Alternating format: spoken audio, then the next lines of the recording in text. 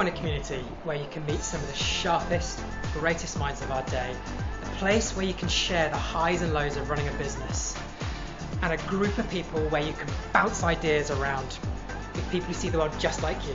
If so, stop whatever you're doing and listen right now, because this is going to be epic. What is HubCP? HubCP is events, insights, masterclasses and webinars are coming together of kindred spirits, and it's all tailored to you. HubCP was created to celebrate and bring together the most adventurous, rebellious and entrepreneurial minds of our day. It's a community for entrepreneurs, founders, owners, movers and shakers. The content that matters to you, articles, videos, podcasts, all in one place. It's unconventional, uncompromising and unpredictable. The HubCP agenda is radical because there is no agenda, hidden or otherwise. It's a blend of the virtual space and the physical place, where like-minded people can connect, share, inspire, and frankly, be wowed. HubCP is real, it's grounded, and it's driven by a very simple desire to help businesses leap to the next level. It's for the idea-rich and time-poor. It's for those who disrupt, lead, and make life count. We're throwing edgy events into the mix with explosive content and a big chunk of collaboration. Created by like-minded rebels who know exactly how it feels in their shoes. It's where business mavericks can be themselves, express their vision and bounce off a sounding board like no other. And it's all tailored to you, the most rebellious, disruptive business minds of our time. Those who dream big, then knock it out of the park. And that's HubCP.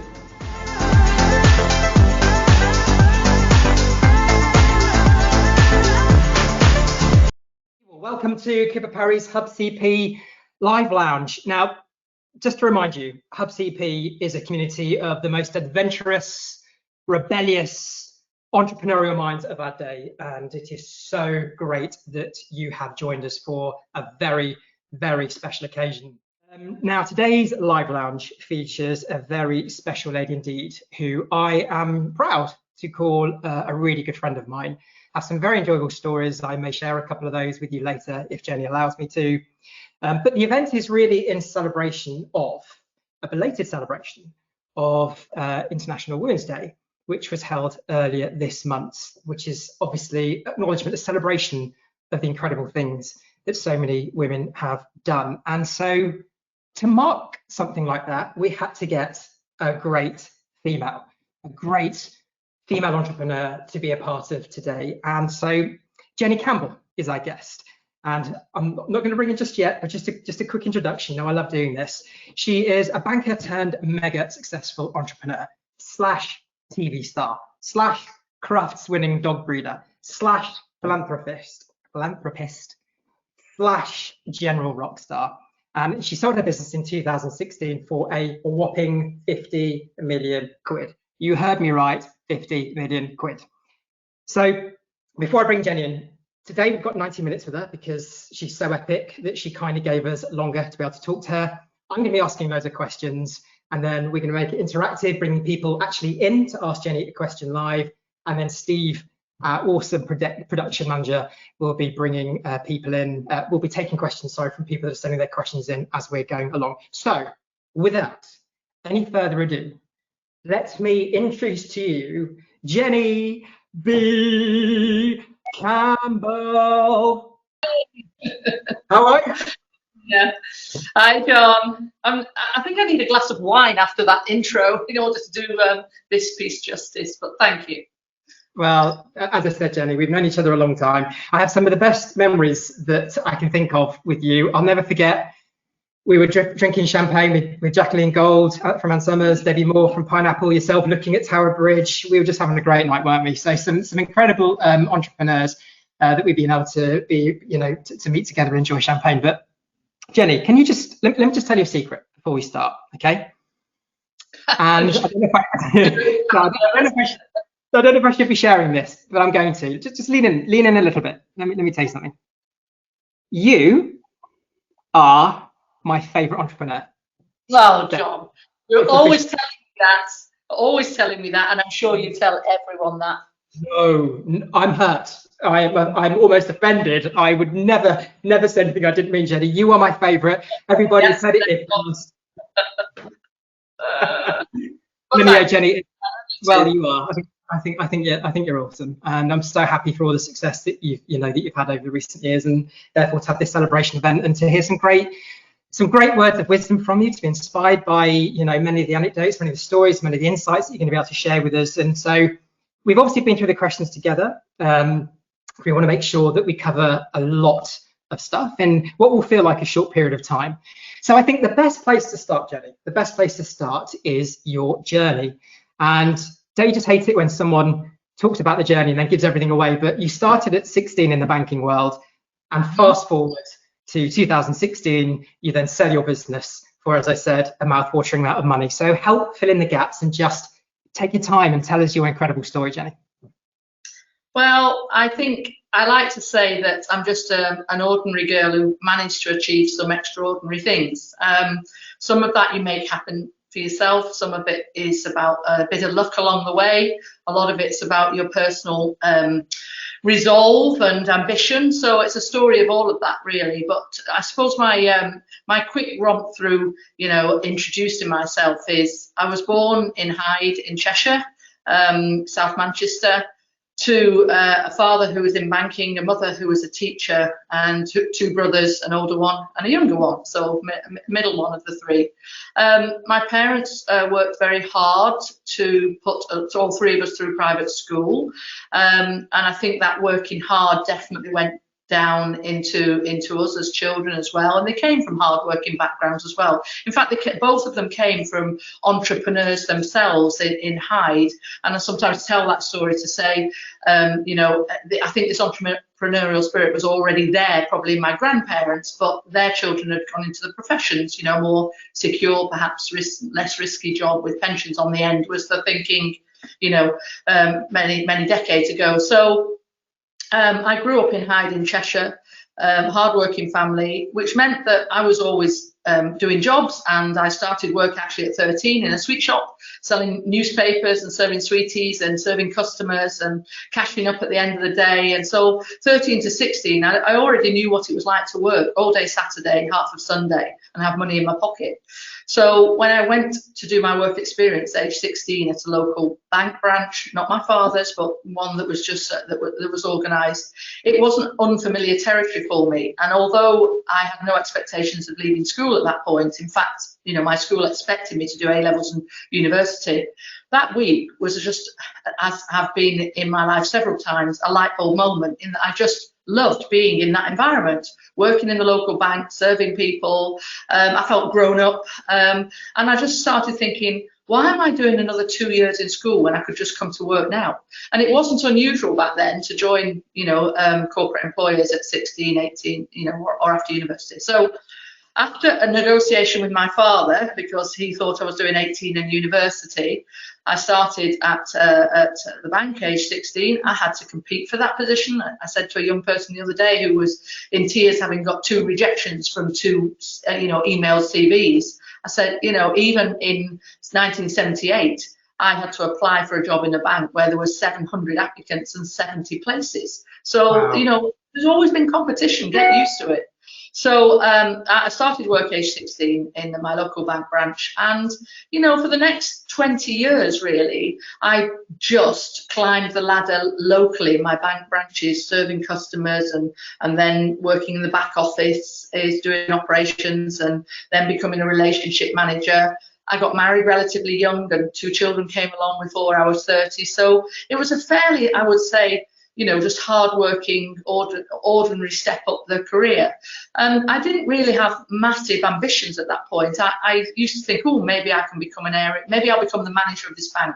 Maybe I will become an area manager, or there's something above that called a regional manager. But that was about as far as I could see then. Yeah. And you're doing work and 2 kids and that sort of thing.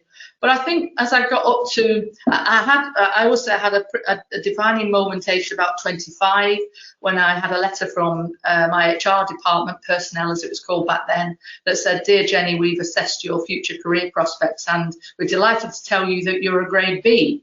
And I remember opening this letter and thinking, well, nobody spoke to me about this, and I'm sure there's an A in front of a B, so where the hell did that go? And I asked, and this is the sort of thing that gives you resolve as you're coming through this period. And of course, I asked my male colleague opposite me, who did exactly the same job as me, but for the junior manager, I was looking after the senior manager. And you know, Tim, what grade have you got? Well, you can imagine Tim had an A, didn't he? And it makes you grit your teeth at an early age and start asking why. And so I did ask why, and it took me about 18 months of just pushing upwards and saying why. And eventually 18 months later, I got regraded as an A.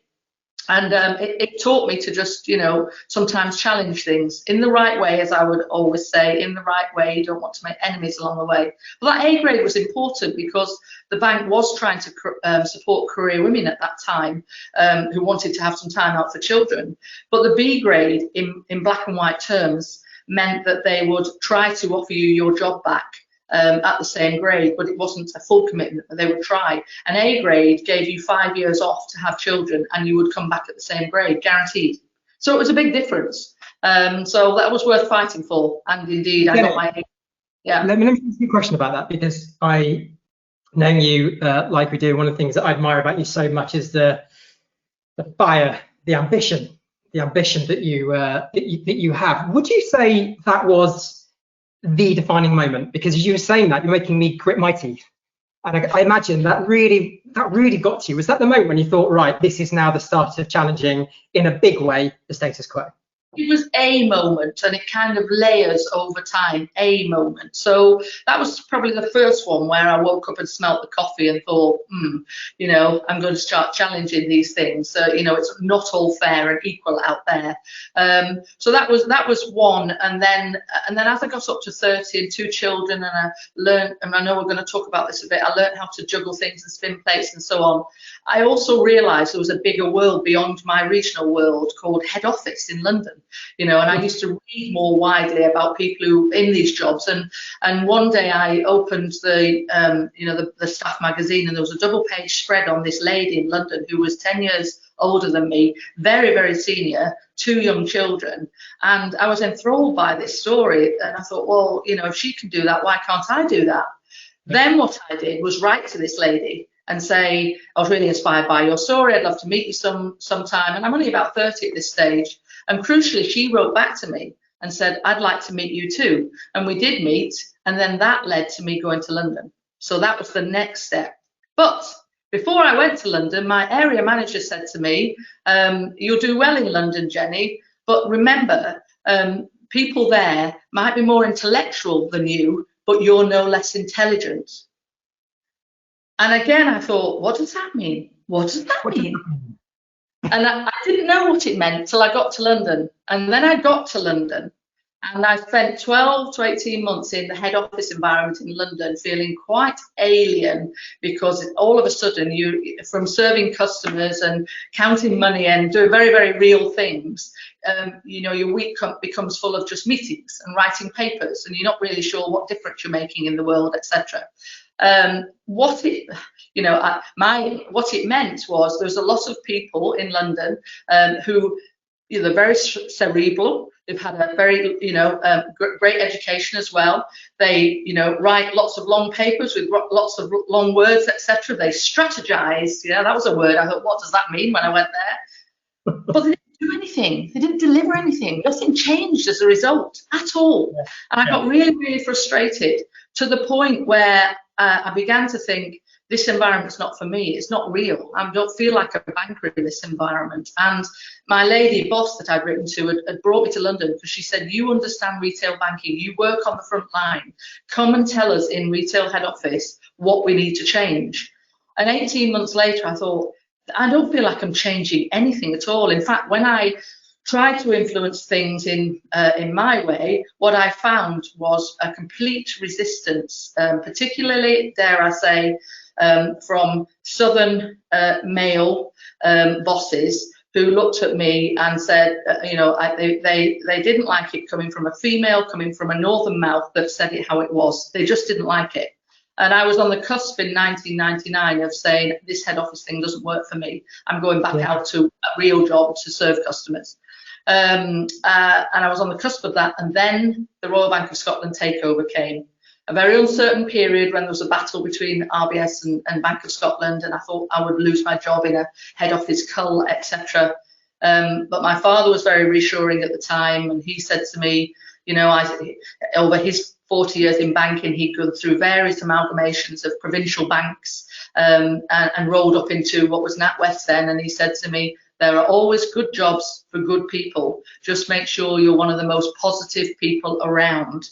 Don't be the one riding up and down in the lifts, you know, with your little bag with your coffee in and your croissant, you know, muttering in the corner about, you know, how you don't like things. You've got to be positive. Or go, you know, and I take that approach with my employees, you know, you don't want to, don't be here. So Royal Bank of Scotland came, you know, wonderful. They walked in and they took out that whole top layer that I said never achieved anything. Looked at the next layer down, thank you very much, said, you have that job, you have that job. I got a massive job to do, and they gave you 3 months to deliver it. You know, it was definitely a JFDI. They would say to you, whereas in the NatWest world, you know, we'd spend months making everything 140%, but it was 12 months late. In the Royal Bank of Scotland world, they said, deliver me 80% and deliver it early, and we'll fix the rest on the other side. So it really was a very, very different world, and I loved that world. And they also had a lot of women in senior leadership. They'd absorbed Williams and Glyn's years ago, so they had lots of northern people because that was the roots of Williams and Glyn's in the business. So they liked people who said it how it was. They didn't have an issue with parochial accents, and I happened to be called Campbell. And I think that was, you know, that was quite a nice badge of Scottishism. That even though I have absolutely no links to the Scots, I didn't let them know that I didn't have any links to the Scots. So yeah, so I got a bit, you know, so fast forwarding, you know, I had 4 or 5 years in head office under RBS reign, which I absolutely loved. It was fast paced. I learned a lot more about transformational change and so on. And then we got to 2006. Some things happened for a reason. There was the 7/7 bombings in London, and there was also the bombing in the underground as well.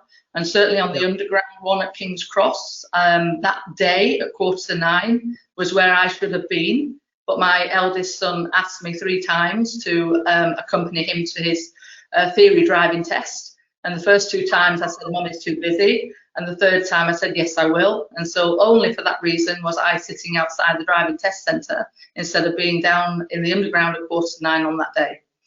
Wow. So, you know, that shook me. I didn't want to be in London anymore. So that led to me looking for my next job out in the provinces. I found this job that was advertised at the cash machine business that the Royal Bank had bought a couple of years earlier. I went there. As I walked through the front door, it reminded me of the days when I was a bank manager to businesses when I was in the provinces, but it was turned the other way around. I was walking into this business to lead it, basically. I thought it would be a 2-year job, just you know, working in this business, 150 people, its own P&L. I could influence everything from sales and marketing to operations and finance. It was all encompassed in one building. It was lovely. I found a business, and I know we'll talk more about this, that was in a hell of a mess. I quite like that, and I wrapped my arms around it and did a load of work to right size it. But I still thought by 2008 that I was going back to the ivory tower.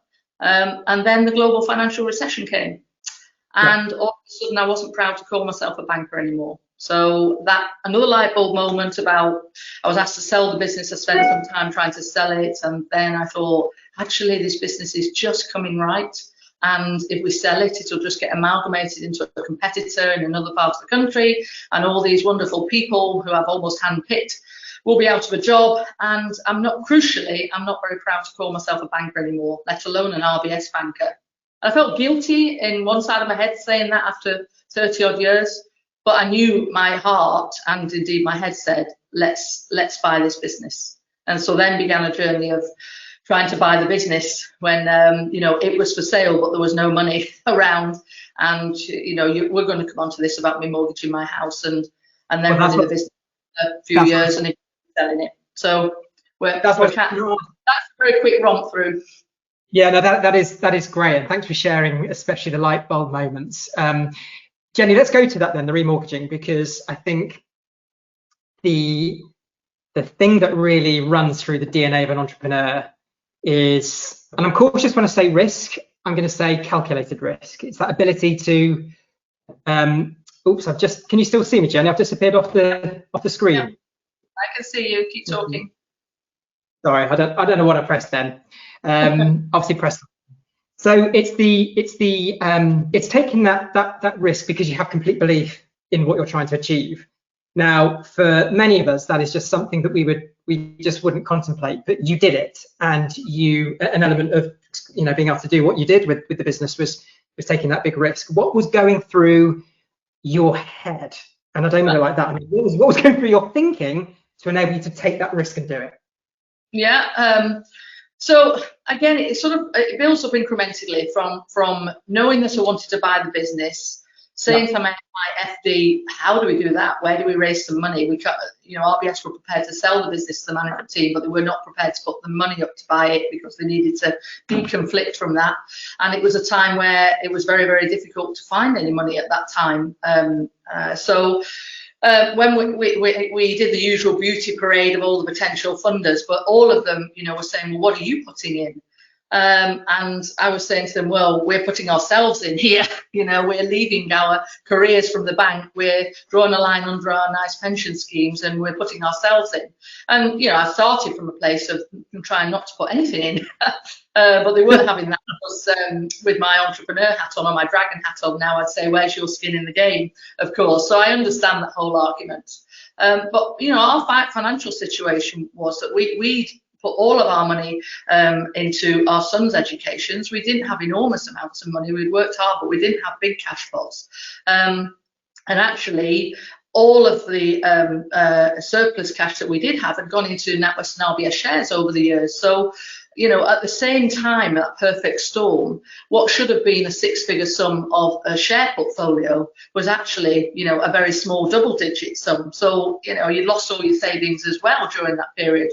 But I believed totally in what we were doing here, and I tried to beat down how much they wanted from us to put into a sum that I could. At the end of the day, you've always got to be prepared to lose it. But the only way to do it was to raise it on the mortgage. So that was a conversation at home with husband to say, I'm leaving the bank. I'm drawing a line under my pension scheme. Our shares are not worth an awful lot, but I'd still like to take a six-digit sum off the mortgage, please.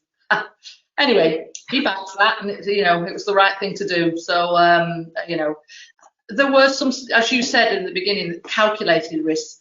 Were there some safety nets? Yes, because I still had a house with equity in it, despite raising some money, and I still had a small share portfolio, and I did have 32 years worth of pension. So there was something there if it all went wrong, but it wouldn't have been that great. But if you believe in it, you've got to take that step. You have to. Yeah. And how did you feel? How did you find the experience of going from all of a sudden? And I know I'm just going to the bit before you actually did the, you did the MBA, but really becoming the boss, becoming the entrepreneur, becoming the business owner. How did you find that transition really? Well, I think, the business was quite autonomous anyway for the 4 years before I bought it out. There wasn't, the mothership was there with the umbilical cord, as I called it, but it was never fully integrated, which was good. It was a good reason that we were able to buy it. It was never fully integrated to the bank. So we operated fairly autonomously anyway, until it came to the global financial crisis, where it all got very difficult to get any decisions from the mothership. And that was kind of the decision for me saying, look, the business is good now, and it is what it is because we've had RBS. So RBS owned it from 2004. I joined in 2006, and I'd more or less got it breaking even by 2008 because we had the support from RBS. So, thank God. But by the time we got to 2008, we was being suffocated by the mothership because we couldn't get any decisions on anything. Practical things like, I need to cargo ship 200 ATMs in from China. Can you sign this purchase order for £1 million, please? And the £1 million the purchase order would sit on someone's desk in head office for 6 weeks, and we wanted to install ATMs. So that was the point where I said, thank you for right sizing this business, but now it needs to go back to, and I say, we corporatized it from the mess it was in, but now it needed its entrepreneurial wings. So during the period before I and the management team owned it, I suppose I already felt like it was my business, just with an RBS, tag over the door. At the point we, did the deal, first day in, you think, crikey, I used to get paid on the 18th of every month from RBS, and now we need to be able to pay a £250,000 salary bill on the 18th of every month, and that it makes you think, crikey, and the mothership's floated away. That was the bit where you thought, whew, hope we've got this right. The toughest moment was in the first month when we sat down with our investors, who at that point owned 2/3 of the business. 2/3 of the business, and we agreed business plans with them before we did the deal, etc. But we sat down at the first board meeting, and they said, Jenny, we've had a look at the business plans, and now we're, we own the business. We actually don't want to do this business plan. We want to do a different business plan, which is to milk the business for cash and to resell it on. So they did a complete U-turn on me, Wow. a dirty double. And, we sat there as the management team and went, wow, now we're in trouble. So don't panic, is what I say, don't panic. But it's a big shock. And, you get the scars on your back, which make you more and more resilient as you go through these things. And I just, I think with somebody else in the chair, and maybe even with a male in the CEO chair, that would have led to a boardroom battle with the chairman. But I just worked very carefully with the chairman and his team to say, look, if you are going to sell this business on, then I said, I'm taking my cash too. You're not selling us with the business. And then he said, well, no, but you guys are the business, and you're the, you're obviously an integral part of it. And I said, well, that's my point. So if you want to sell this business, you want your money out, you need to work with us and give me some time for us to find the right buyer. And so there was an honest conversation there. And so we had an uncomfortable marriage for about 2.5 years, while I worked on getting the performance of the business even better, waited for the capital markets to come back, found a new investor where we could turn the model around, that the management team owned the majority of the business with a debt package then, and then we could get these other guys out. They did very well out of it after 2.5 years, but we ended up effectively rebuying the business with a debt package then in 2013, and sort of starting our own owning the business journey again. But what doesn't kill you makes you stronger. Exactly. Now, there's loads of stuff I want to go through in terms of talking about leadership, balancing family and business. Before I get to that, Jenny, and I'm sorry if it's a really personal question, but I'm just intrigued by it. When you sold the business, so 2016, you sell it for a great sum of money. What is it like when all of a sudden it happens and then you see the money in your bank? And what happens? What is that feeling? What are the emotions that go through you when you've done it? You've done it. You've worked so hard. You've given everything, and you've done it. My FD rang me when the money was in the bank, and he said, he said the same thing. How does it feel? And I said, Peter, I'm in the supermarket doing the shopping.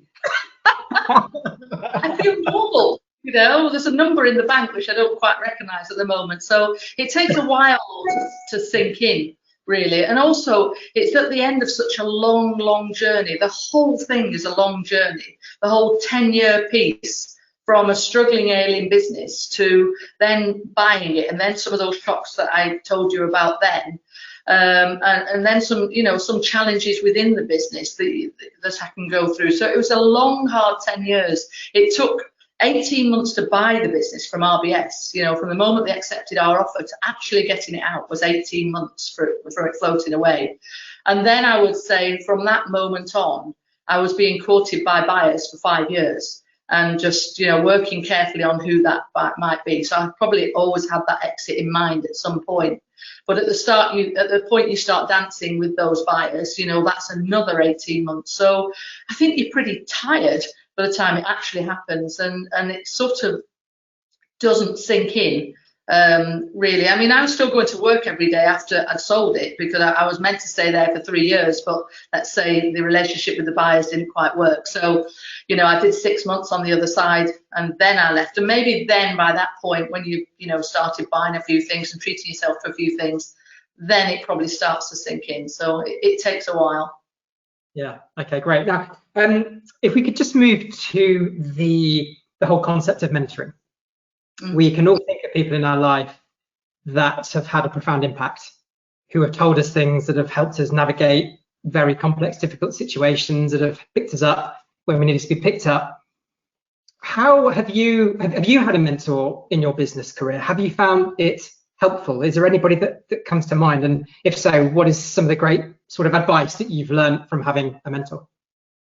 I think having people around you who are, you know, can give you some wise words in a confidential way, tell you the truth, you know, allow you to just let your hair down sometimes, is so important. I mean, the buzzword mentor came out 30 or 40 years ago or something. I remember at the time, probably when I was in my early 30s, so it would say on your career plan, have you got a mentor? And thinking, oh, I need a mentor, you know, who will that be? And we used to go scurrying off to people we didn't know, saying, will you be my mentor? Which it just never works, you know. These have got to be people, in my view, who you've got a relationship with, you know, you can open up to. So the answer to your question is, have I got mentors? Yes. Do I give them a mentor name and meet them once a quarter, something like that? No, not that formal, but yes, you know, and people come in and out of your life as well. I mean, you know, one of my, I would say is a mentor is when I did own the business, I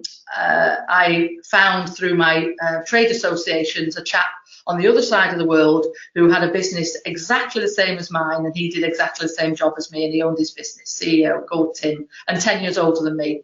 And I met him on the trade fair circuit, and we just really hit it off, and we knew that we could just talk our whole business to each other and never compete, because we're opposite sides of the world. And so, you know, he's given me some very, very wise words over the years, very wise words. And, you know, I said to him a few years ago, Tim, if you had your time over again, what would you do differently? And he said, I'd learn to spend my time more wisely and who to spend it with. He said, I've had far too many time wasters in my life, you know, and just being kind and trying to be helpful. I've spent time with people that were a waste of time. You know, they're either negative or don't add any value. He said, you've got to really surround yourself by the right people and spend your time with the right people. You can't buy time. Yeah, it makes me think of something Sylvester Stallone put on social channels quite recently, which is time. As you get older, time becomes your most important commodity. Mm-hmm. Don't waste your time with people that don't see the world, share your dream. It's just so hitting the right spots there, what you're saying. So let's move to leadership. Okay, your leadership. Now, one thing I always loved about, and I'll never forget sitting in your office, this was some years ago now, I was asking for some career advice, and I'll never forget how straight to the point it was, and actually it felt like a bit of a thud at the time, but I was really grateful for it because I thought about it, and therefore thought, you know what, Jenny's telling me this because she cares, and people who care, I think, tell you exactly how it is. But anyway, that's what I love about your leadership style. But in terms of when you were running your business, even now, to that point, I've been meaning to tell you that for the previous 3 meetings, but I bottled it. But it got to the point where I thought, I have to tell him this. I have to tell him, which was about stop trying to conquer the world and conquer, you know, what's around you first. Yeah. Instead of trying to be brilliant when you hadn't even conquered what was in front of you. But I had wanted to tell you 4 times before, but I didn't have the guts. Well, I'm incredibly grateful, because I think that's something that I've taken to heart and always try to do, which is tell people with a smile, which you did, tell people with empathy and that you care, but tell them straight. But let's just go back to leadership. Let's go back to 2 things. let's go back to when you were selling your business and the art of negotiation, and also when you're bringing people into your vision. However rebellious, however crazy that may be at times, you know, I know you've always, you know, once you've got everything right, you know, you go big, you dream big. How have you influenced people? How have you learned how to negotiate in a way that feels right for you, authentic, but gets the job done? I always try and think about how to deliver messages in the best way. You know, whether to phone, whether to email, whether to drip feed, you know, lay the breadcrumbs. I always think about that very carefully and think about the person I'm trying to influence.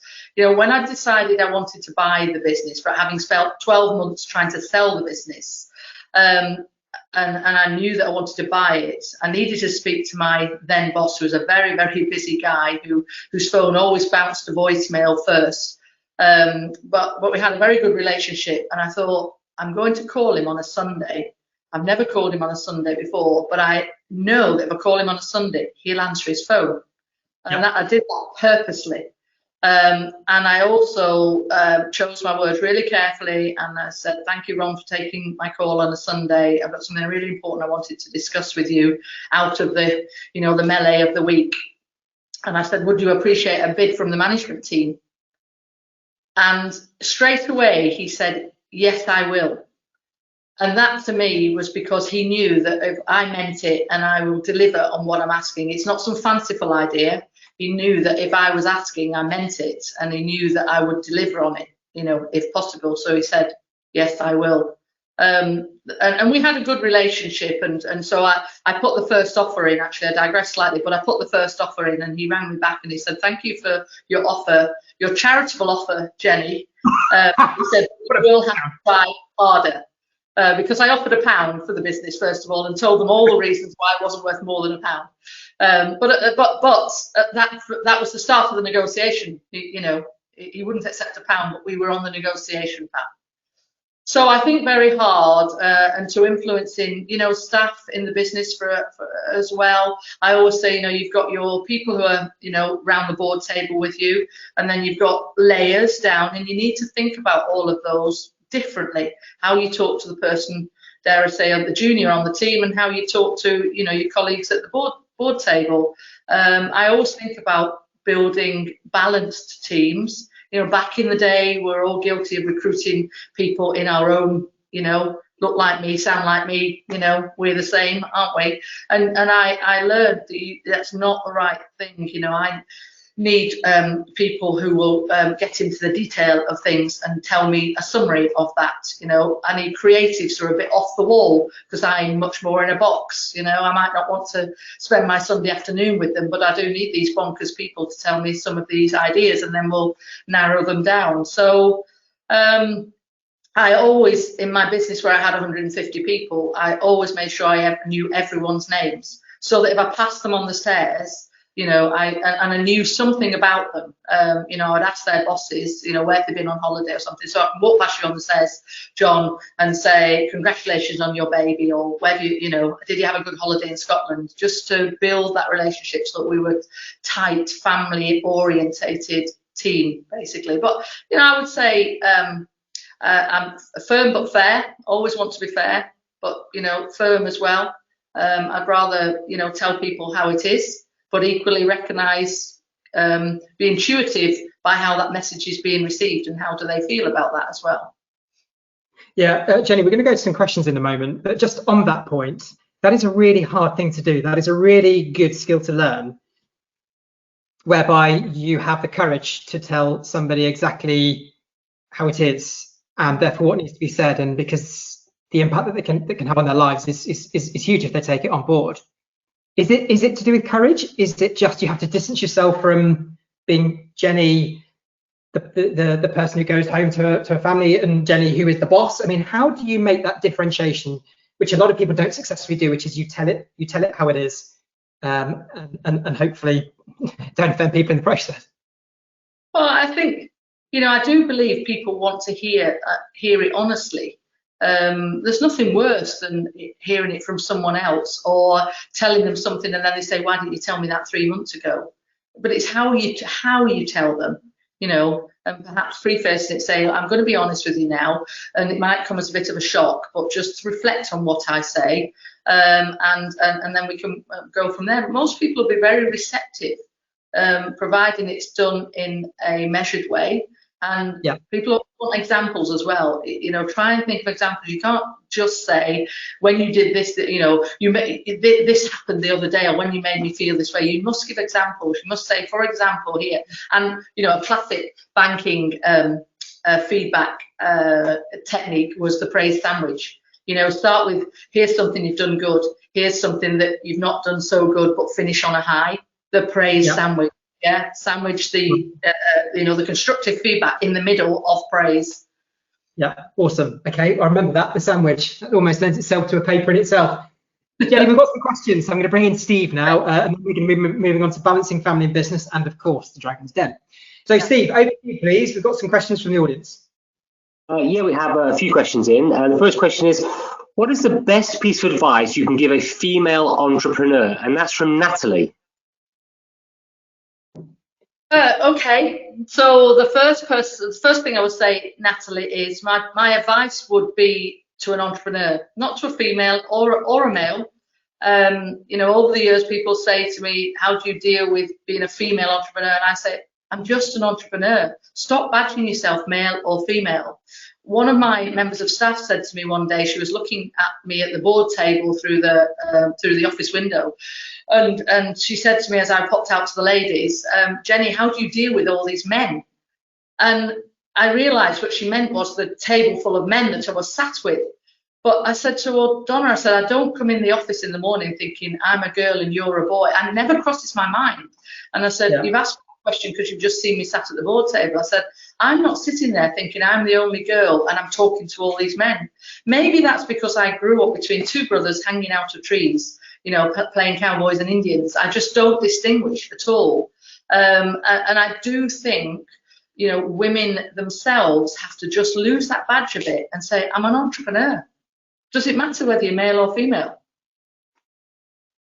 Great, so, thank you, Nat. So I'm giving the advice now. Well, the advice is lose the badge first of all. And the biggest piece of advice is just believe in yourself.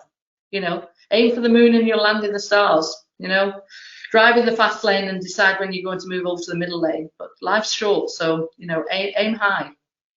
But you know, Jenny, we were talking about this when we were just talking before we went live, about two sides to every argument, two sides to every story. I mean, if we had the ability to right now do a poll, which was to ask people, do you think it's important that we do differentiate because we need to raise so many more issues and raise awareness about certain things, then what would people say? So I guess, can you see the counter argument where people said, but Jenny, we do need to differentiate to do more and drive greater equality?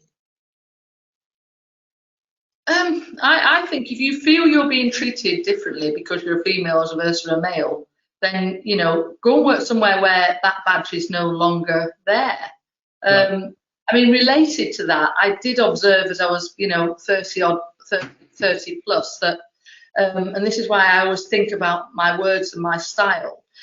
What I did observe when we were all going through psychometric testing and that sort of thing, and sometimes I was given feedback about my style or my openness or whatever, what I observed over the years was that a man could say and act in one particular way and he was seen as assertive, and a woman would speak and act in exactly the same way but she was seen as aggressive. And I think there is that issue, and you do have to perhaps have some adaptation so that you're not seen as macho. You don't need to be macho, you just need to be you. So don't emulate male behavior. Just be you in your own inimitable style. Yeah. Well, thanks very much to Natalie for that question. Steve, we'll take one more, and then we'll go back to my questions. Okay, so our next question: how would you approach a sector that is risk-averse with new ideas and technologies that really need it? And that's from Helen. Great question, Helen. Thank you, Helen. And that was how to approach I got the rest of the question. How would you approach a sector that is risk-averse with new ideas and technologies that is really needed? What's the sector? Sector. Huh? Sector. Sector. Oh, a sector. A sector. Right. Sorry, couldn't quite get it. Right. A sector that is a whole sector that is risk averse and right. Gosh, who would that? What sector would that be then? Something. How would you approach it? Well, I would always think. Sorry. I suppose I'm always in. It's a whole sector risk averse and against technology. A whole sector. There must be some innovators in there. I'm always about slicing it down. In fact, there'll be some rebels in there and some innovators that will create change. The question reminds me of my GP niece who's in her 30s, and she's a GP at a local surgery 3 days a week, 3 children under 5. But she used to come home twice a week before coronavirus and go upstairs and do video cam healthcare through a private company. To individuals, and it used to earn her some extra money, and she'd be doing this video healthcare. And she said to me before coronavirus, I so wish that the NHS would adopt this technology route for seeing patients. I think it's the right way to go, but she said there's nobody in the NHS who's prepared to listen to this. And then the coronavirus came along, and the NHS had to adapt this approach. And actually the people she was working for privately then became a subcontractor to the NHS to do video conferencing healthcare. So it took the coronavirus to actually, for the NHS to adopt this technology route of carers. But it did exist already. So we're still in that same healthcare sector. And it was there, but it was nibbling away and trying to break down those barriers. So, I would say to Nicola, I think it was, work with those innovators and try and get them round the table and, prove the worth of that business proposition. I would say it's not an or, it's an and. I'm working with a veterinary company right now that does actual animal healthcare over video screen. I mean, this is not new technology. We would phone the vet and talk about our dog. So why not go on the screen and show them its leg or something? It's not new, is it? But guess what? The vets in their practices are resistant to this video conferencing healthcare because they see it as a threat instead of an and. At the end of the day, these things can work together. So it's just about just nipping away and pushing those barriers down and finding the innovators.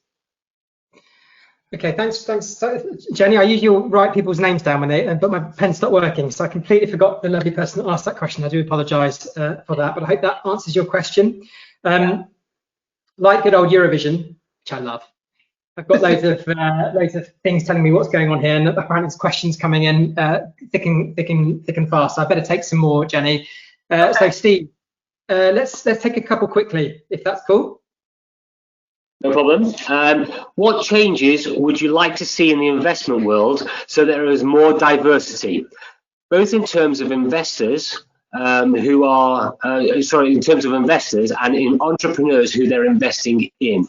And that is from Sarah. I think the investment world that I was involved in between 2010 and 16 was very male. You can see that. But like a lot of worlds, I think the coronavirus will have actually helped that. So what I mean by that, when I was doing beauty parades with VCs and PEs in those years, they were very, very male dominated. But I'm not surprised because of the way the work pattern was, long hours in the office. It didn't really adapt to, a female wanting to work perhaps more flexible hours or flexible working.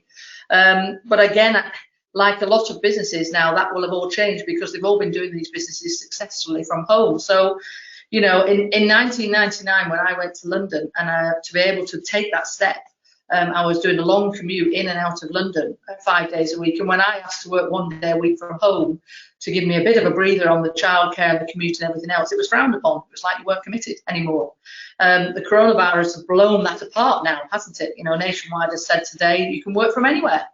I would have loved that 20 years ago. I still think there's a place for the office, but coronavirus, with challenges come opportunities. So I hope the investment world adapts to that as well and doesn't go back to, long presenteeism hours that only really work, for males.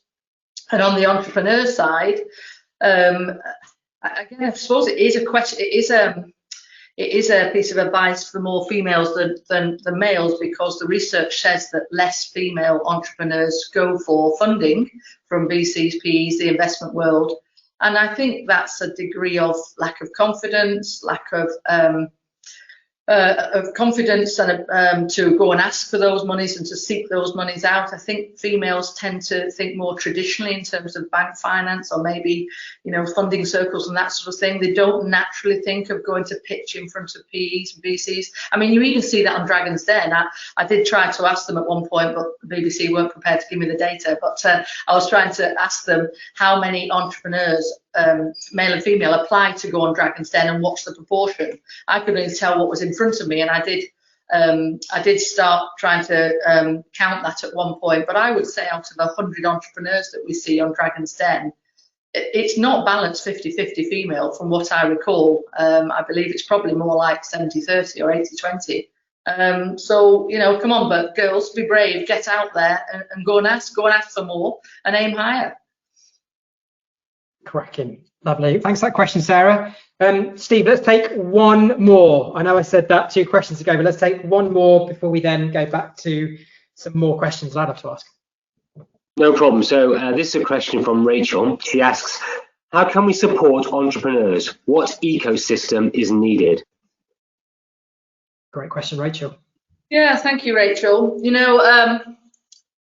I think the support for entrepreneurs in this country is phenomenal now, and I think that's only come since 2008, where I saw the rise of entrepreneurialism massively. Since then, people are jumping out of corporate lives, want to be entrepreneurs. Young people want to be entrepreneurs. I go into schools with Young Enterprise and into other environments with Prince's Trust Young People. And, there's an awful lot of young people want to be entrepreneurs, and there's a lot of support out there through accelerator programs and government funding and so on. So I would say entrepreneurialism is alive and kicking in the UK. My only caution to that, which I say to young people, is I think a lot of young people interpret I want to be an entrepreneur as being I'm going to be a millionaire by the time I'm 30 and I can do it from a beach, sort of thing. A bit like trying to be, Ronaldo footballer. You're not all going to make it, and that's a lonely place to be. And you're not necessarily the right place to take all the risks you need to when you're relatively young. So I think I encourage young entrepreneurs particularly, and therefore it comes back to the ecosystem, to go and learn how to be an entrepreneur, first of all, in a small business, the right sort of business, like a Cooper Parry, for instance, but, or a founder-led small business. Go and get an apprenticeship in a business. And I had 2 in my business where they were apprentice entrepreneurs on a 1-year program. And I put them, it took a lot of investment by the business in those people. And I put them in all aspects of my business, sales and marketing and operations and finance and so on. And part of their time was time out to go and have technical training in accountancy and law and so on. So, I think the ecosystem is really good. There's so much support out there for entrepreneurs these days. But, here it is today, by way of example. I would just say entrepreneurs need to get better at finding it. I get emails through my website saying, you know, could I have some advice, please, about becoming an entrepreneur? And I'm thinking, there is so much advice out there, you know, on the internet, and so many support structures for you to get involved in. I've been in the NatWest Accelerator hubs in Angel in London and Birmingham and Newcastle. You can get yourself on an 18-month program where you're surrounded by, you know, 100 startup entrepreneurs. The funding's all there. So I think the ecosystem is pretty good. You just need to get out there and make use of it. Great, lovely. Thanks, Rachel, for that. Steve, I'm going to go back to a couple more questions my end, and then we'll come back to some more questions to the floor, and of which we'll be having some live questions to Jenny. So lots still to come, guys. Jenny, I like to throw an edgy question here and there. And I think this is, I don't know if it's edgy, maybe it isn't, it feels edgy. But obviously talking generally, very, very generally, this is a very general statement, but do you think men do enough in this country to support women in business? Now, the reason I asked that is because we were talking about the Swedish system, which really made me think, which I thought was just brilliant, especially having just had a young child myself and just seeing how damn brutal having a young child is, and how much pressure that puts on my wife. So over to you, Jenny, what are your thoughts? Oh, you know I'm going to tell you the story, don't you? I think I have another phrase, particularly to women. There are no such things as glass ceilings, only sticky floors. And that's about, don't root yourself to the spot and try and take everything on your own shoulders. I think we have a cultural issue in the UK in that the women, and I'm talking generally here, women assume that childcare is firstly their responsibility and secondly the partner's responsibility, and they will divide it up and ask you to help and all this sort of thing, but they start from the wrong place in assuming that they have to organise everything around it. I mean, we are great organisers and we like to be in control, maybe that's it, but I just saw such an opposite approach to this 15 years ago now by my Swedish friend, Norwegian husband, living in London, and she had an 18-month-old at home at the time. I'd spent the day with her and her young child, and then she was on a career break, banker, and then her husband came through the door, and she just plonked the child in his arms and said, "He's all yours. I've been with him all day, and now I'm going out with Jenny for the evening. See you later." And off we went. And I'm thinking, wow. I mean, this was normal. And I sort of talked to her about it as we were out. And I said, I'm convinced that in the UK, the mother would have been preparing a bit of tea, getting the little one in the bath clothes, and when husband came through the door, partner came through the door, would be saying, have you had a tough day, dear? Would you like to sit down? Shall I get you pipes and slippers? Type thing. But certainly wouldn't be saying, "Here's the baby, I'm going out now." That was like alien to me. But she said to me, "Jenny, it's not like that in Sweden and Norway. We start out when we have a family of this is 50-50. How are we going to manage this?" Yeah, they were well ahead of us in terms of a year off for the mother and then a year off for the father. So the child is, 2 by the time it goes to any childcare. They are years ahead of us in terms of flexible working, so she would always drop the child at 7:30 and he would pick it up at 3:30. That's a gentleman leaving his oil industry job at 3:30 every day to pick the child up. So, and this was 15 years ago, but it all comes from a mindset of, we now have a baby. She said, we created this baby, we both have careers, and we need to have a plan about how we manage this, which includes social time as well. And it was just a totally different way of thinking. But I think it comes back to our culture on managing that. I really do. So I think that's got to be a hashtag: be more Nordic, be more Swedish. I think they've got it nailed. I mean, especially talking about the industry that you mentioned. Yeah, everything is joint. So we just have to have a different approach. I see more of it now. You're an active daddy, and I do think you and Charlotte approach your son as a joint effort, yeah.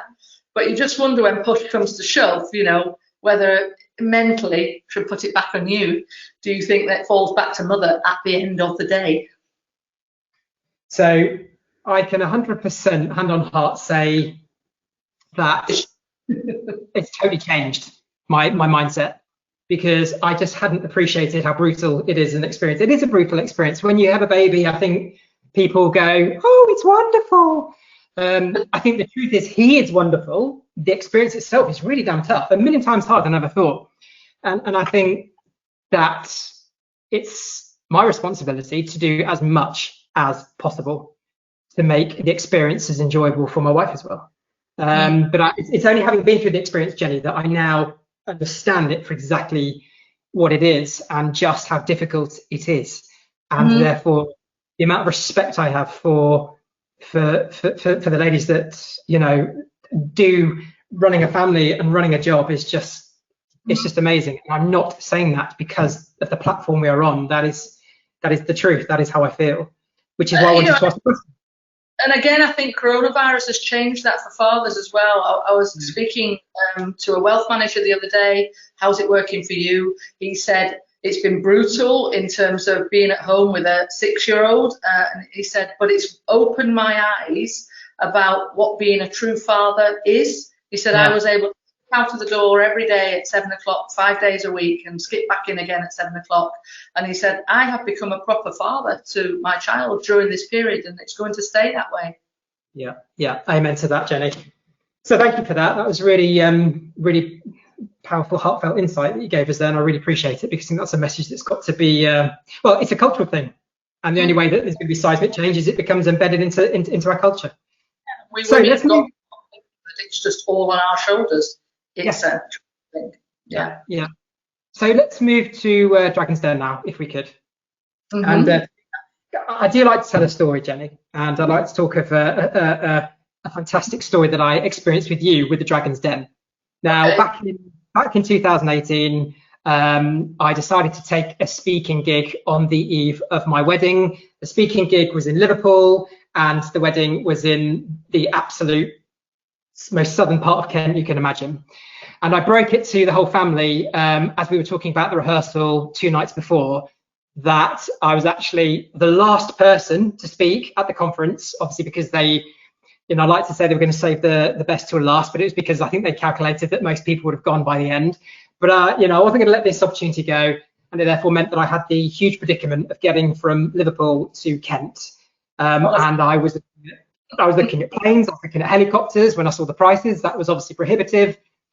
And then you called me up the night or 2 nights before and said, "Oh, John, how are you getting to Kent?" And of course, you were filming Dragon's Den.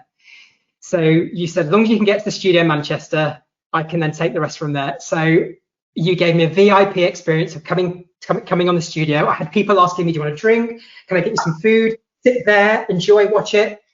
Seeing it was incredible. The lights, the cameras, the action, just the scrutiny that's fixed on you with those cameras. And then just a very short final part to that story. You then very kindly said, "Right, let's get in the limousine and I'll take you to Kent." And 5 hours of champagne, more champagne. And then when I saw the pictures about 4 or 5 days later, we were in Marks and Spencer's at the service station taking pictures of ourselves drinking champagne along each aisle, picking up strawberries. It was blooming brilliant, Jenny. It was one of the feelings of my life. I'm sorry I did you to your bride-to-be a little bit. Well, it was amazing. But anyway, that story lives in my heart and always will do forever. I had the best time of my life. Obviously, the day after was amazing too. So let's go to Dragon's Den. You did the first series in 2017. You did 2 series. When did you get the call? How did you feel when you got the call? And what led you to do it? I never got the call, John. I made the call. And a lot of things in my life have happened because I make it happen. You have to make things happen for yourself. Remember, I got in touch with that lady in London, and from that I went to the office. Yeah, you have to make things happen for yourself. You have to ask. So I just sold the business. I was set up for 3 years with these people who bought the business who I didn't particularly like by this point. And I opened the newspaper and it said 2 dragons stepping down on Dragon's Den. I've watched Dragon's Den all my life since it started in 2004. I could tell you every dragon that's been on there. And I opened the paper, and sometimes my mouth opens before brain engages. And I said to my marketing manager, "Well, that'll be my seat then, won't it?" And she immediately said, "I'm going to call the BBC." And I said, "Oh, no, I didn't really mean it. And I was only joking." She said, "No, you weren't. I'm calling the BBC." So she called them, and next minute got me a screening test. And I thought, this is balmy. This is really balmy. Actually, first of all, they said, "I'm sorry, we're doing the screening next week or something, and the slots are all filled. We can't fit you in." And I had to say, no, you need to fit me in. I'll come the night before. I'll come at 6 a.m. You need to fit me in. So I had to persist. And I actually did get in the slot the day before they actually started screening the others. So anyway, I did a screen test, and the producers said to me when they offered me the role, they said, "We knew it was you as soon as you walked in, and we still had to then do all the other 6. So she said, "You knew it was you." I think it was the red dress you wore when you walked in. But you have to walk in with a presence, you know, at the end of the day. That was my approach. As I walked down the road to the studio, I thought, I have no idea what I'm letting myself in for here, but you've just got to get in there and give your best shot. Yeah. So I had to role play, you know, with one of the producers, a pitch. And then I got offered the role. When I got offered the role, I thought, oops, what have I done here? There was half a flicker of, shall I do this or not? Where might it lead? My husband didn't really want me to do it, if I'm honest. So a bit more negotiation there, about a bit like raising the mortgage in years prior. He was a bit worried about intrusiveness, lack of privacy and that sort of thing. And we have had to manage that a little bit. But it was all good stuff. But I did 2 series, and that was enough for me. And, you know, honestly, it was enough for me because I am personally myself invested in these businesses. I work with them alongside with them. Other dragons who've been on there many years and have got maybe 30 investments or more, they cannot personally give themselves to these investments. I was offering me personally, and I was personally involved. And with 5 active investments at that point, I thought, and it was taking up a lot of my time. I thought I can't honestly sit there for a 3rd series and take any more on, because I want to give my best to these 5 I've taken on. Yeah, you know, I've literally got so many questions here that I want to ask about Dragons Den. If I have the time, then I'm definitely going to do that, because I'm being told the questions are queuing up, which means I've got to be quiet now and move back over to everybody. Before I do, one quick question: who's your favourite dragon? None. I hate them all. They're all my competitors. That's on screen. In the green room, we all get on fabulously well. Peter's a gentleman and makes you laugh. And Tej, I arrived on set at the same time as, so we felt, you know, quite in partnership with each other, and we did a couple of joint investments as well. Deborah's Deborah, you know. I'm sure the producers wanted us to spark a bit more, but I wasn't going to allow that to happen. You know, again, the producers were wanting that female thing to happen, I think, and I wasn't going to give them that on principle. And Tuco was the other side of me, and he's just a laugh. He's a scream. He's completely nuts, but he makes me laugh. Yeah. Okay, brilliant. Jenny, I want to ask any questions on that, and if I have time, as I say, we will come back to it. But Steve, back over to you, please. We've got loads of questions plus the live questions, so I will zip it for quite some time now. Over to you. No problem at all, John. I'm going to bring in Pyle. So she's having a request from me right now, and she's going to come in and ask a live question. So hopefully technology will not let us down. Hey, Pyle. Oh, you need your mute button off, Pyle. That's better. I had clicked it and it threw me on the webcam. But thank you, Jenny. This has been absolutely wonderful speaking to you today. So thank you. My question: do your values help to guide important decisions within your business? Great question. Yes. Yes, good question. I am very, very principled on my values. Again, through my time in head office in London, I guess my growing period was really when I was 30 plus. Maybe that's because I had 2 kids and I'm, you know, on a higher trajectory career, and I began to feel more self-assured. But I remember my boss saying one day, my values are trust, loyalty and respect. And I can see him saying it now, and I thought, well, that does it for me too. And I've hung on to those ever since then. You know, they're really important, and if people break those, it's quite hard to come back from. So I value that. I hope I abide by them, and I value it in others as well. It's so important. Thank you. I think that's been quite apparent actually in what you've been saying, certainly with the respect, treating others how you would like to be treated. And I think that's so important on, if we even come out of business, in general life. Yes. How we should just treat everybody with the same respect. You want to be, you know, I have people here where I live now. I have a gardener, I have a cleaner, you know, and I treat them as I would want to be treated. Yeah. Absolutely. What are your values? Quite similar actually, but integrity. I know and do what is right, or what I believe is right, and that follows through to respect, similar to yourself, where I do want to treat others the way I would like to be treated, and I think that's really key. Responsibility as well, embracing opportunities to contribute and share knowledge, exactly what you're doing here today. So it's wonderful if you get to see the chat afterwards. You'll see there's so many fantastic questions and also inspiration that, you know, you can give to other people, and it's about sharing that knowledge as well. no, it's been great. And also leadership is just helping others and serving others. Do the right thing is what I always say when people are wondering what to say. Just do the right thing. And I don't have a lot of time for people who don't, do the right thing and behave in the wrong way, and, people who behave badly on social media and so on. I just don't have a lot of time for that. No, absolutely. Thank you. Thank you so much. Welcome. Great. Lovely to see you. Awesome. Great question. Done, by the way, how you brought that in there. I thought it was great. Very good. Amazing. Well, I have a great question here from Yvonne. She says, with many limited company directors excluded from help during the pandemic, many have felt like quitting or have just lost their mojo. When was the last time you felt like quitting, and how did you manage to change your mindset? I'm not a quitter. Oh, my dead body, I don't quit. I sometimes walk away from things that I don't want to be involved in anymore. Or, even let's say we just mentioned Dragon's Den. I decided that was time to leave. I didn't quit. The newspapers might say quit, but it was a conscious decision that I'd done that bit and it was now time to go and do something else. I rarely give up on something that I believe needs to happen. I persevere with a rod of iron. The question, Steve, was around limited company directors, feeling that there's just too much come over them during the COVID period, I think is the sense of the question. Is that right? Yeah. It's tough. It is tough. But, as an entrepreneur and a business owner, you're going to experience tough times. Always. You don't need a COVID for that to happen.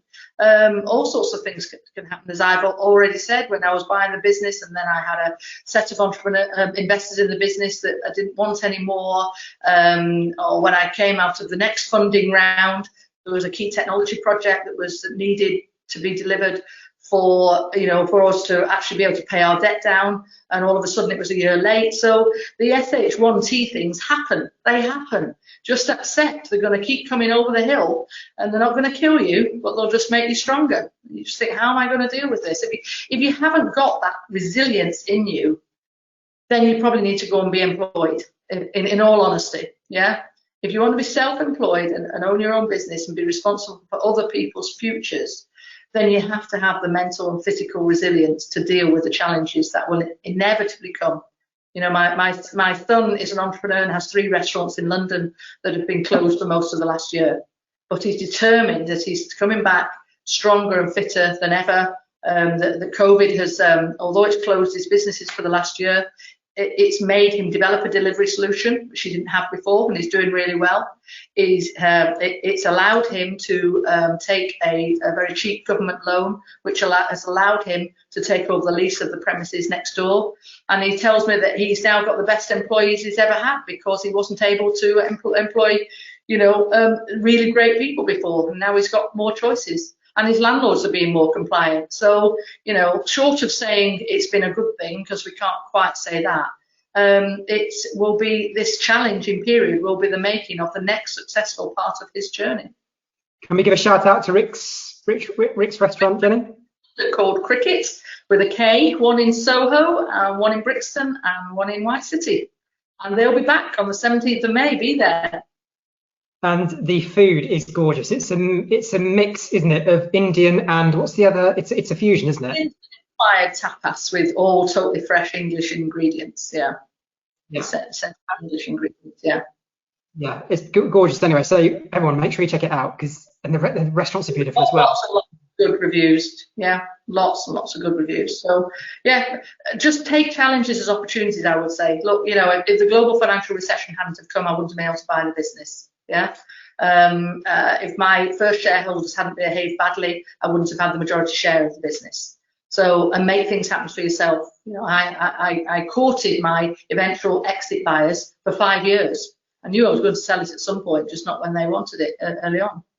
So make things happen for yourself and just be mentally and physically fit. So thank you very much, Yvonne. Another fantastic question, Steve. Yes, I'd like to bring in Beth now. So Beth is now getting some instructions to come and join us live, and she has a question for you, Jenny. Thank you so much for such a positive and inspirational discussion. And you can see from the chat and my own personal takeaways from the session are to believe in yourself, life is short, be kind and aim high. But unfortunately, and I think you've just alluded to this, in life that doesn't always happen. So my question to you, Jenny, is what is your best top tip for increasing confidence in business and letting things go? For example, negative comments from toxic people. Yeah, thank you, Beth. And look, you know, I know what you're seeing now is the confident, self-assured me, but don't worry. I have tearful times as well. I have times where, you know, I'm holding on to my gin a bit tighter on a Friday night and feeling a bit down. You know, I had some tough times sometimes during, particularly Dragon's Den, when, you know, if you go reading all the tweets that are happening whilst Dragon's Den is filming, you know, it's really quite depressing and offensive. And what they do upset you. And so, you know, look, I blocked some of those. I stopped reading them. Those people will always exist. What they don't say publicly, they're saying behind your back. You know, that happens. Unfortunately, you know, human nature is human nature. Most people are good people, but there is an element, you know, I like to think it's less than 10% of people that are not, they're negative people. And so, you know, I think I said earlier on, Beth, surround yourself by the right people, spend your time with the right people. You know, my passionate hobby is dog showing and breeding. And most of the time I have a fabulous fun time with a great group of friends, but there is an element in it that's the same in every competition, that are, you know, backbiting, awful people who say and do some awful things, and I just stay away from them. That you can't. It's still, there's some noise there sometimes, but you have to sort of block this stuff out. Surround yourself with the right people.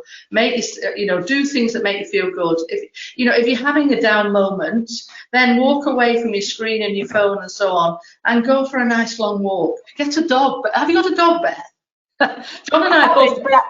I've got a larger version. I have a horse, Jenny, so I could always take her for a walk. You go and hug your horse. You know, your horse will never make you feel down, I don't think. So, you know, there's lots of things you can do. Go and get out there and make yourself feel positive again. I would say accept the fact that we all get down sometimes. Of course we do. We all feel that life gets on top of us. But take some deep breaths and go and do something that makes you feel better. And just accept that, as I say, you know, you might fall down and graze your knees, but you will get back up again. You will, if you want to. Go and dig deep. Do you find it very difficult sometimes, Beth, that things get you really down? Thank you so much, Jenny. Just go, you know, go and talk to some positive people, friends who you trust, yeah, and you will bounce back. I thought Beth's summary was great as well at the beginning, when she basically just completely got the nugget of what you've been saying, Jenny. So it's lovely to see the impact that your words have had. So a million thanks for that question. Steve, more questions, I understand. Yeah, we get some great questions, and it was inevitable we were going to get a Dragon's Den one. From Lindsay, looking back at your time on Dragon's Den, was there a pitch that you remember that you now regret not investing in? Brilliant. Well, it depends whether you mean I tried to invest and was outbid by someone else. There was a couple of those, especially where brand Peter Jones was, won the investor over, won the entrepreneur over, and I thought, okay, fine, but you're never going to see him again. Whereas you would actually see me in your business. So sometimes you can't outwit the Peter Jones brand. So there was a couple, but you know, one of those, for example, was I was bidding for a drone business that I thought would be pretty cool, and my husband, who's ex-Air Force, could have probably added some value to that. And it was down to Peter and I. And of course, they went with Peter, didn't they? And then subsequent to that, there was all the security scares at Heathrow, etc., with drones. And I thought, glad I didn't have that business, and I'm glad you got it, Peter. So I always think things happen for a reason. On the first series I did, there was a gin business based in Scotland, and I really wanted a gin business. I'm a very passionate gin drinker. And so I bid for this, and once again, the entrepreneur chose Peter over me, once again.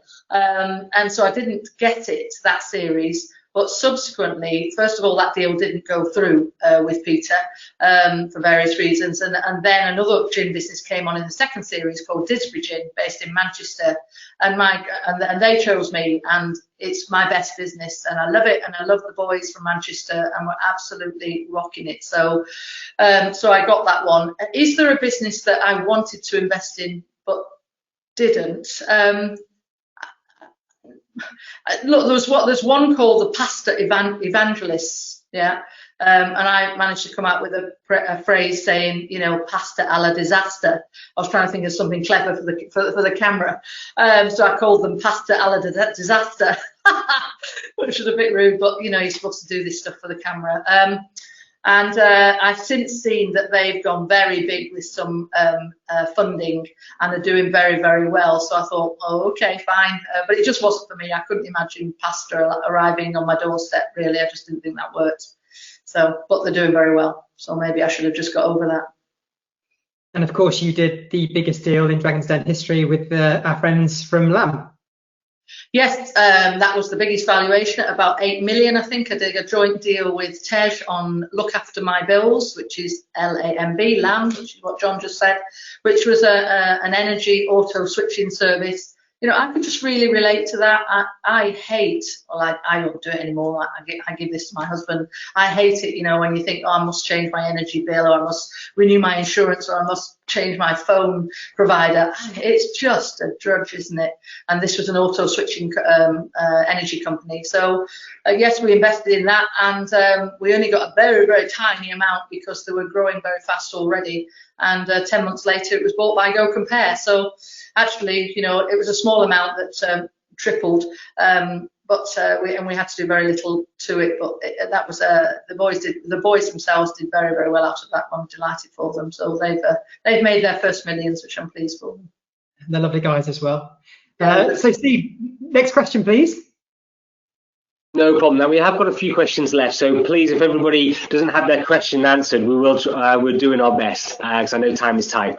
But one question from Mandy: have you ever considered a career in politics? I love how you keep it real and think that is much needed. And I think that is much needed right now. Mandy, thank you very much for that. I think it would drive me nuts. Although you're not the first person to have said that. And in fact, if I go back to when I was 25 and I challenged that B grade on my career report, my then manager wrote on my report, and I remember every word he wrote now. And this would be about, for those of you who are old enough, this would be sort of mid-80s, so that you can relate to this. He wrote, "She reminds me of a certain lady in Whitehall." She reminds me of a certain lady in Whitehall. Time will mellow a little, but not too much, I hope. So he was obviously thinking that then. So it's not the first time it's been said. I think it would drive me absolutely nuts. And my father keeps saying to me, my 87-year-old father keeps saying to me, please don't go into politics. Please don't do that. So I can't imagine it. I really can't. Great question. Steve, next one, please. This is not really a question, but I think we'd like your opinion. This is from Rachel. She's asked, I think awareness of access to funding is not equal according to gender and ethnicity too. Now this goes back to when we were talking before about how many men go for funding and how many women go for funding. Yeah. So I think they're agreeing with what I said. I don't think the awareness is there, but then where does that sit? Because it's all at your fingertips. And this is what I'm saying about women and no glass ceilings, only sticky floors. Go searching for it, because it is there. You know, it starts with, my other piece of advice would be, get yourself, besides building a great team within your own business, have a right and left hand person who absolutely sort of square the circle with what skills and behaviours are missing, and have a great team beneath you. But also make sure you've got the very best advisors. You know, your accountant and your lawyer and your HR person are the most important people around you. So if you've got, and I call, if you've got a good accountant And I mean a good accountant, not just the local guy who does your books down the road. They will take you into those funding routes. So, when I bought the business in 2010, I had what I would call a top 7 accountancy firm, but they weren't good enough. Otherwise, I probably wouldn't have ended up in the position I was with the funders that I then had to get out. When I rebought the business in 2013, I had a top 4 accountancy firm. Now, I have to bring Cooper Parry back into this, in relevance, if you like. But I know that it didn't matter. It wasn't so much that they were top 4, but it was the right firm with the right person with the right access to routes to funding. So just make sure you've got those right advisors around you. And thank you, Cooper Parry, for this invite today. I've been to your offices. I've spoken to you before. I know you're a very entrepreneurial firm. And in fact, one of my businesses has had you in a beauty parade helping us with finance. So what I would say to the entrepreneurs is get a good accountancy firm around you, like a Cooper Parry, that understands entrepreneurs, and they will introduce you to every form of funding that you've never thought of. Great, lovely. Thank you, Jenny. Brilliantly put. Steve, answer more, please. No problem. So, what advice do you have to scale an established service consultancy business? We have a small but fabulous team who are self-funded and have a solid local reputation, and that's from Sarah. Yeah, okay. So, I think one is you should look at scaling. But scale is not everything. Sometimes small is beautiful. You've got control over it. You've got, your margins are under control. And I have seen businesses grow, and actually, it's not necessarily more profitable when it gets bigger, because resources get spread too thin, or expertise gets spread too thin. So first of all, is it the right thing to scale? I think it's right to have the ambition to scale, but how you scale then? I mean, you're talking about a service-led business here. My cash machine business was both a product, being the cash machine, and the service, because we had to keep those cash machines working. So there was service attached to it as well. Now, the business I bought had an estate of ATMs in UK and Netherlands. We wanted to grow that business. We were more ambitious.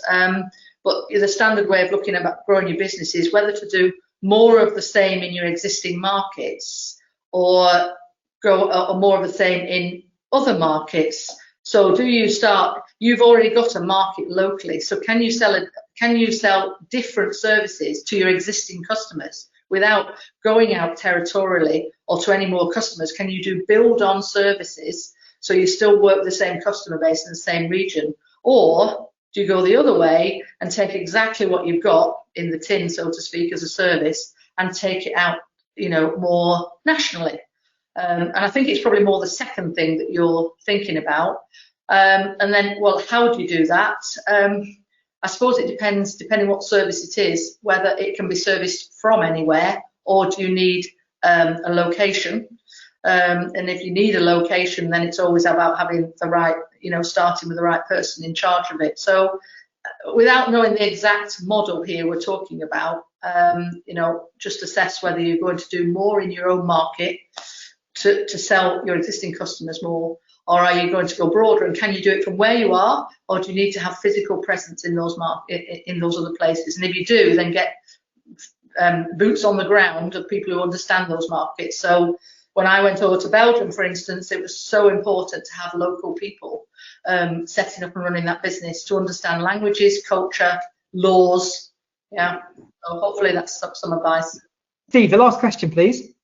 Okay, so the last question is,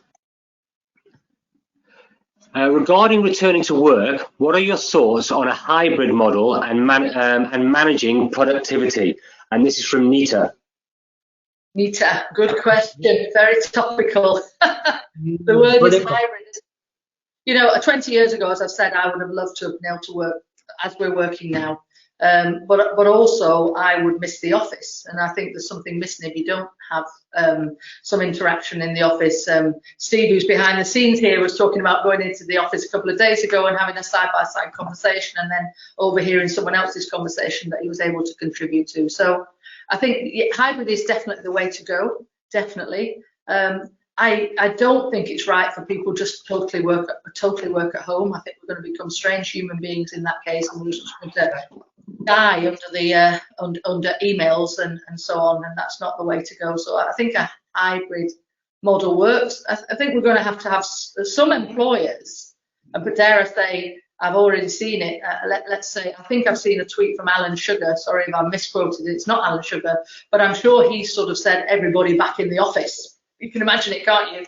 And I think we will have some of that mentality going on in some places, but we mustn't lose the progress we have made in becoming so much more adaptable like this. I mean, I'm doing 4 of these type sessions in 6 weeks, which would never have happened if we weren't doing them like this, because I just wouldn't have wanted to do the travel and so on. So yeah, the best of both worlds as ever, I hope. Make it happen. Brilliant. What a great way to finish there. Let's hope we don't lose the progress that we have made. Absolutely. You know, from what we've done and the flexibility it's given, and how that has empowered so many people, but especially, you know, people with families and what have you. It's been incredible. So thank you. Jenny, we never heard the word Zoom a year ago. I never even heard of the word Zoom a year ago. Me neither. Boom, here we are. Yeah, absolutely. Jenny, it has been so lovely talking to you. The insights you've given us, and I think for me, which is just always sums up every interaction I've had with you, is the grace with which you deliver your message as well. And sometimes you pack a punch, but it always comes from the very, very best place. And I've really valued having you as a mate in my life. And as I said, so grateful to be able to share all your knowledge and everything with all the great people that have joined us today. So thank you so much for joining us. And I can't wait till I can physically see you. Yeah, glad to. Hope the attendees have all enjoyed it. Thank you, Cooper, Parry and Steve. And thank you for your donation to Princess Trust as well. Absolute pleasure. And Jenny, just the final thing is feedback. You know, we all love to get feedback. So everybody, Jenny just said, you know, thanks to you all for joining. Give us your feedback. From giving us your feedback, it enables us to, you know, work out what we did well, things that we can improve on. And without that, you know, it's much harder to keep on improving. And as you were saying, Steve does such a great job with these, and I know he's very passionate about always making these better and better and better. So please don't forget to send us your feedback. And thanks everyone for joining us. We'll be doing a lot more events over the coming weeks and months, which we'll let you know about. And fingers crossed, we'll be able to physically meet each other someday soon. So keep well, and lovely to see you all and speak to you soon. Bye for now.